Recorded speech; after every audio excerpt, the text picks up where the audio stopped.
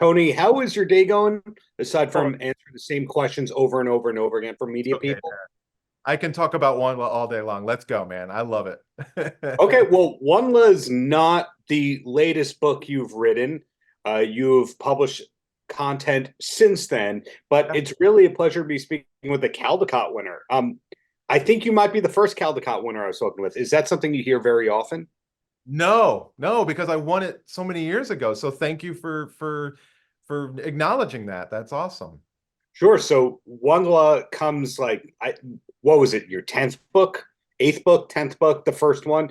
So it's so far into a successful career, yet as far as I know, it was the first thing that was successfully adapted into television. Was that a big uphill battle for you to learn the TV world? No, I think, WondLa definitely, I mean, I had experienced an adaptation with the Spiderwick books. We did a feature film in 2008 and the Roku series Sorry. debuted this year. But I think the big component for the WondLa adaptation was, it'd been in production at various places throughout its publication. And most people thought, oh, this should be a big live action, movie.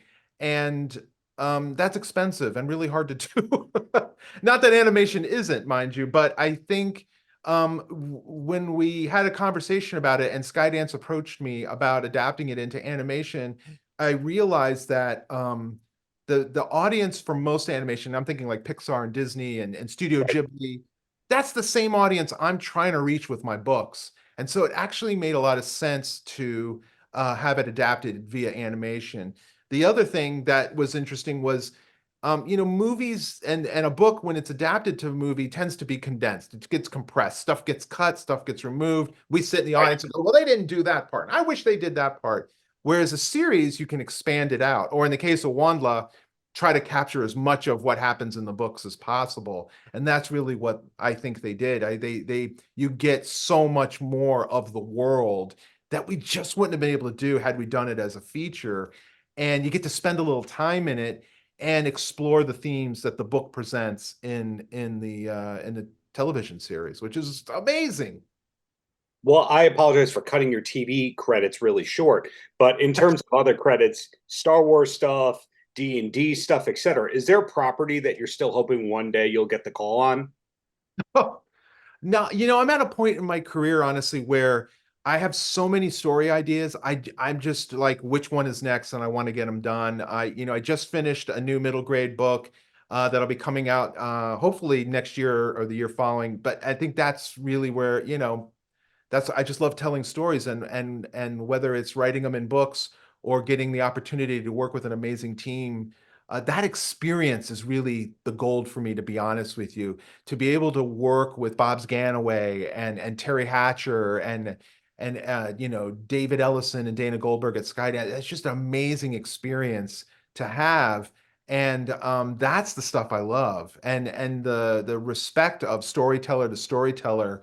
John Lasseter is an incredibly admired storyteller. He was a big fan of mine. That meant a lot, and that experience of like, let's tell a story together using your books as our premise.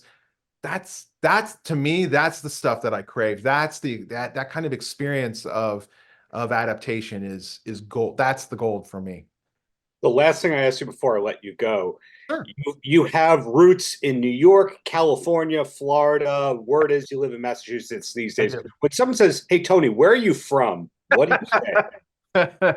I mean, look, I grew up in South Florida. I was the kid who was outside all the time catching bugs and lizards and snakes. Yeah. And we lived in New York for many years, and yeah, we call Western Massachusetts as our home.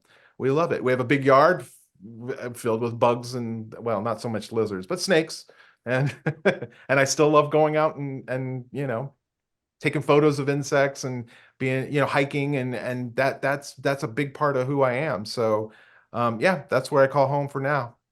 So Massachusetts has you and the Eric Carle estate. They have the two Caldecott winners right there. But the bottom line is, thank you for your time. Congrats Thank on you. the series, and looking forward to what's to come from you in the near future. Thank you so much. Paltrocast.